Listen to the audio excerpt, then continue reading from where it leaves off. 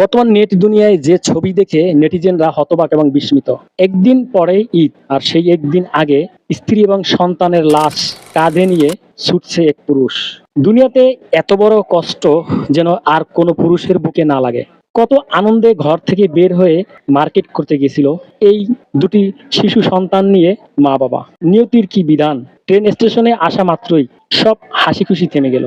Market করে চলে যাচ্ছিল বাসার দিকে। কে জানতো ট্রেন স্টেশনে আসার সাথে সাথে এত আনন্দ মাটিতে বিলীন হয়ে যাবে। চট্টগ্রামগামী একটি ট্রেন এসে হঠাৎ ধাক্কা দেয় মা এবং ছেলেকে।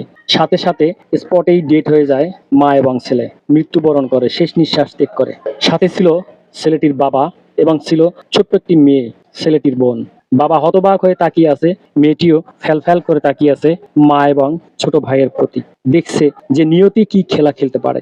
অবশেষে কোনো কিছু করতে না পেরে বিধির নিয়মেই স্ত্রীর লাশ কাঁধে নিয়ে, ছোট্ট নাবালক শিশুটির লাশ বুকে জড়িয়ে নিয়ে, অন্য হাতে নাবালক শিশু মেয়েটিকে নিয়ে চলে যাচ্ছে বাসায়।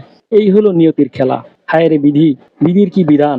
যে দিনে আনন্দ উপভোগ করার কথা ছিল, সেই দিনে বুকে পাথর চাপা দিয়ে কাঁধে স্ত্রীর লাশ, বুকে সন্তানের লাশ নিয়ে, হাতে ছোট বাচ্চা নাবালক শিশু মেয়েটিকে নিয়ে চলে যাচ্ছে বাসার দিকে।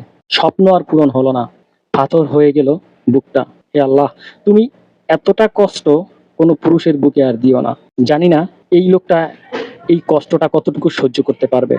সবার কাছে শুধু একটাই দোয়া চাই, এই লোকটার জন্য দোয়া করবেন যেন ভেঙে না পড়ে। আল্লাহ যেন তাকে ধৈর্য ধারণ করার ক্ষমতা দান করেন, এবং এই ছোট শিশু মেয়েটি যেন সে বুকে আগলে রেখে তাকে বড় করতে পারে।